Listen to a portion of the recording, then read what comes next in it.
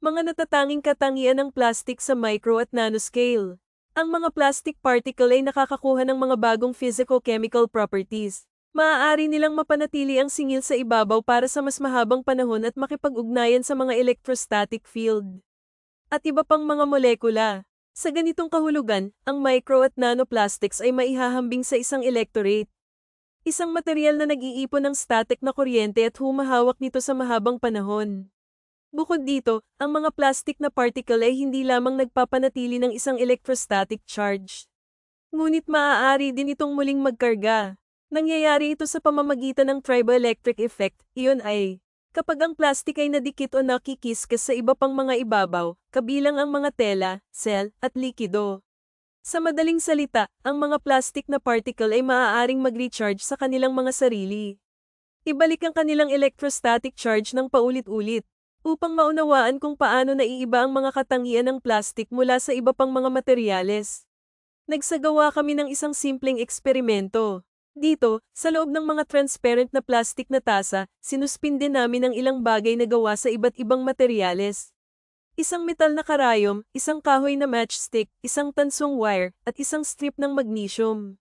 Ngayon, habang ang mga bagay na ito ay nanatiling hindi gumagalaw kapag ang isang plastic rod ay inilapit. Ang lahat ay nagbago ng malaki nang ihagis namin ang plastic rod sa dingding. Iyon ay, ang lahat ng nasuspinde na bagay ay nagsimulang umindayog at lumipat patungo sa pamalo. Kaya ano ang naging sanhi ng reaksyong ito? Ang sagot ay nasa electrostatic charge na nabuo sa plastic surface. Halimbawa, ang isang kahoy na baras, hindi katulad ng plastic, ay hindi maaaring humawak ng gayong singil. Kahit na matapos itong kuskusin ng lana, ang material ay hindi nagdulot ng paggalaw. Ang parehong ay totoo para sa metal gunting, na nagpakita ng walang epekto hanggang sa ang material ay hinawakan ng isang magnet. Saka lamang tumugon ang metal needle. Kaya malinaw na ipinapakita ng eksperimentong ito kung paano naiiba ang pagtugon ng material sa mga electric at magnetic field. Ngayon, ang plastic ay namumukod tangi sa iba pang mga materyales dahil hindi lamang ito nakakaipon ngunit nananatili rin ang electrostatic charge sa loob ng mahabang panahon. Naiiba ito sa kahoy na mabilis na nag-aalis ng singil dahil sa moisture content nito at sa makatuwid ay may kaunting epekto sa iba pang kalapit na bagay. Ito ay isang dielectric na material. Ang mga metal, sa kabilang banda, ay hindi humahawak ng singil ngunit mabilis itong muling ipinamamahagi sa kanilang ibabaw. Mga konduktor sila. Ang mga magnet, samantala, ay lumilikha ng magnetic sa halip na mga dekuryenteng panggatong at sa gayon ay hindi makakaakit ng mga neutral na bagay sa kuryente sa paraang magagawa ng isang naka-charge na plastic. Kaya ito ang dahilan kung bakit mapanganib ang electrostatically charged na plastic. Ito ay isang hindi nakikitang puwersa na may kakayahang baguhin ang lahat sa paligid nito. Kapag na-charge, ang plastic ay maaaring makaakit ng kahit na mga neutral na particle na nakakagambala sa maraming natural na pisikal na proseso. At habang ang mga plastic ay nahahati sa mas maliliit na fragment, micro at nanoplastics, hindi nito nawawala ang mga katangian nito. Sa katunayan, ang epekto ng plastic sa kapaligiran at mga buhay na organismo ay tumitindi lamang habang lumiliit ang mga particle. Ito ang singil na ginagawang lalong mapanganib ang plastic sa lahat ng buhay sa ating planeta. Sa makatuwid, ang plastic ay hindi maaaring ituring bilang passive waste. Ito ay isang aktibong material na may kuryente na may kakayahang makipag-ugnayan sa halos lahat ng mga sangkap sa Earth. Mula sa mga particle ng atmosfera hanggang sa mga buhay na selula. Kapag mas maliit ang plastic particle, mas nagiging aktibo ito at mas mapanganib ang epekto nito. Kung titingnan mo ang isang microplastic na particle at 5 mm ang diameter nito at hinati mo ito sa isang nanoplastic na particle na 1 micrometer ang laki, bubuo ka. Mula sa isang particle ng 125 bilyon na particle na kung saan ay ang bilang ng mga kalawakan na mayroon tayo sa universo. At ang ibabaw ng mga particle na ito ay 5,000 beses na mas malaki kaysa sa 5 mm na ito na mas malaki kaysa sa plastic na ito. Mga particle at kahit at sa lahat ng oras ay mas maliliit na particle at ang mga particle na ito ay maaaring may kabuuang magkakaibang mga katangian kaysa sa malalaking 5 mm na mga particle kaya ikaw. Hindi mo lang binago ang laki, ngunit gayon din ang ibabaw at ang mga katangian ng mga particle. Ang nanoplastic ay may napakalaking lugar sa ibabaw kumpara sa masa nito. Ito ay tulad ng isang maliit na butil na may ibabaw na lugar ng isang football field. Ito ay tinatawag na high specific surface area. Kung mas malaki ang ibabaw, mas malaki ang kakayahan ng particle na maipan at mapanatili ang electrostatic charge. At ang mas aktibong mga site na nilalaman nito na nagbubuklod sa mga protina, metal ions, lipid, at iba pang mga molekula mula sa nakapalibot na kapaligiran ay maaaring nakakabit. Upang maunawaan kung gaano kapanganib ang mga maliliit na particle na ito, magsagawa tayo ng isang simpleng eksperimento sa pag-iisip. Halimbawa, mayroon kaming ordinaryong isatuldok 5 gitling VOLT na baterya. Kung hahatiin natin ito sa 125 bilyong maliliit na baterya, at ipagpalagay na ang bawat isa sa kanila ay mayroon pa ring parehong power output na 1.5 volts. Ang kanilang pinagsama-samang kapangyarihan ay katumbas ng 187.5 bilyong volts. Isipin kung gaano kalaki ang magiging boltahe. Ang mga katulad na bagay ay nangyayari sa plastic. Kapag ang isang solong fragment ng plastic ay nahahati sa 125 bilyon na mga particle, bawat isa ay may singil. Ang halaga ng singil ay tumataas. Sa ngayon, milyon-milyong toneladang plastic sa ating biosphere ang patuloy na nabubulok sa maliliit at maliliit na particle. Bawat isa ay may dalang electrostatic charge na nagpapahintulot dito na tumagos kahit saan. Dahil dito, habang lumalaki ang bilang ng mga electrostatically charged na plastic na particle, isang labis na potensyal na elektrikal ang nabubuo sa ating planeta.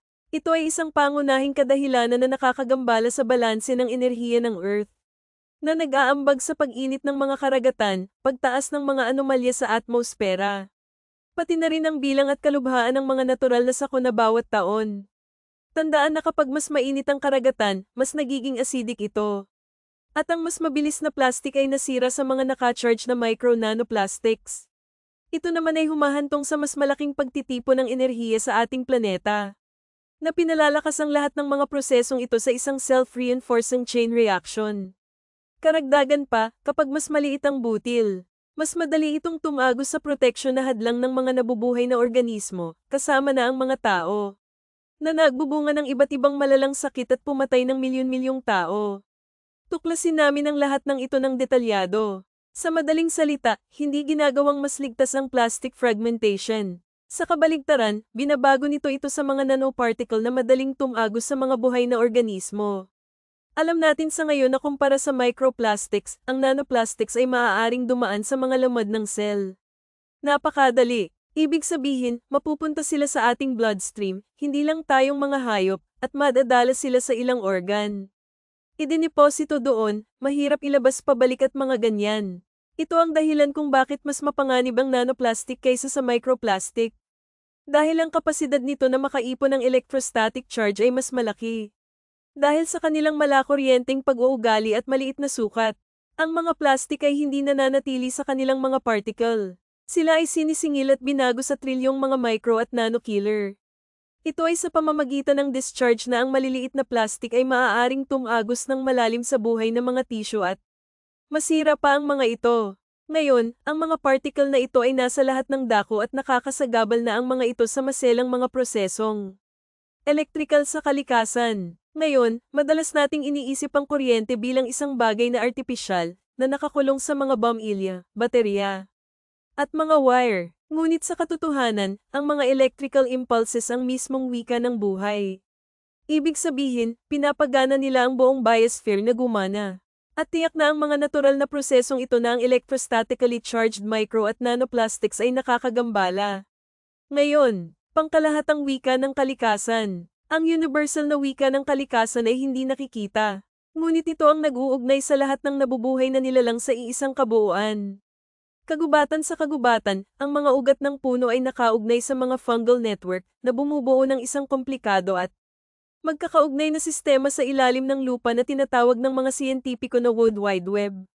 Ang network na ito ay hindi lamang namamahagi ng tubig at nutrients, ngunit nagbibigay daan din sa mga halaman na makipagpalitan ng impormasyon. Ang mga halaman ay nakikipag-usap sa dalawang pangunahing paraan. Sa kemikal, sa pamamagitan ng pagpapakawala ng mga partikular na molekula, at elektrikal, sa pamamagitan ng pagpapadala ng mga decorrienting signal na katulad ng mga nerve impulses sa mga hayop at tao. Halimbawa, kapag umatake ang mga insekto, Ang isang puno ay gumagawa ng signal ng kuryente na nag-uudyok ng mga defensive na tugon. Ang signal na ito ay maaaring maglakbay sa pamamagitan ng mga ugat patungo sa fungal network na umaabot sa iba pang mga puno. Ang isang katulad na epekto ay nakita ng mga siyentipiko sa panahon ng solar eclipse. Nagsimulang mag-synchronize ang bioelectric signal ng mga puno na bumubuo ng isang impulse. Ang mga pinakamatandang puno ay unang tumugon na parang naaalala nila ang mga ganoong pangyayari. At binabalaan ng mga nakababata. Sa pamamagitan ng mga dekoryenteng signal, maaaring i-coordinate ng mga halaman ang kanilang paglaki. Bigyan ng babala ang isa't isa sa panganib, sama-samang umangkop sa stress. At kahit na mag-imbak ng nakabahaging memorya, ito ay tiyak na ito pinong nakatutok na sistema na ngayon ay ginugulo ng micro at nanoplastics. Ngayon, kagubatan ay naging malawak na reservoir ng microplastics. Ipinapakita ng pananaliksik na ang mga kagubatan ay kumukuha ng microplastic mula sa atmosfera. Habang dumadaan ang mga agos ng hangin sa mga kagubatan, nagdadala sila ng toneladang microplastic particle. Ang kagubatan ay gumaganap bilang isang napakalaking salon. Ang mga kanapi at dahon ng puno ay literal na nagsusuklay ng mga particle mula sa hangin. Noong nakaraan, nakatulong ang prosesong ito na linisin ang kapaligiran mula sa alikabok at dumi. Ngayon, gayunpaman, kasama ang mga natural na particle na ito, ang micro at nanoplastic ay nakulong din. Hindi tulad ng alikabok na maaaring maging bahagi ng organikong bagay, ang plastic ay hindi nabubulok. Ito ay nananatili sa mga dahon, naiipon sa lupa, at nananatili sa hangin sa kagubatan araw-araw. 12 dosenang microplastic particle ang naninirahan sa bawat square meter ng forest canopy. Tinansya ng mga siyentipiko ang taunang pagtitiwalag ng microplastic sa mga lupa sa kagubatan at ipinakita na ito ay nauugnay sa laki ng produksyon ng plastic sa Europa. Sa pag-aakalang ang atmospheric fallout ang pangunahing pinagmumulan, napagpasyahan nila na humigit kumulang 400,000 microplastic particle bawat metro kwadrado ang maaaring maipan sa kagubatan sa loob ng 70 taon. Binabaluktot ng mga naka-charge na particle ang mga bioelectrical signal at inaalis sa kagubatan ng kanilang kakayahang umangkop at mabuhay. Ang mga nanoparticle na may negatibong charge ay mas madaling tumagos sa mga ugat ng halaman na nakakaabala sa pagsipsip ng nutrient. Bilang resulta, bumabagal ang paglaki at ang pagbuo ng ugat ay napinsala.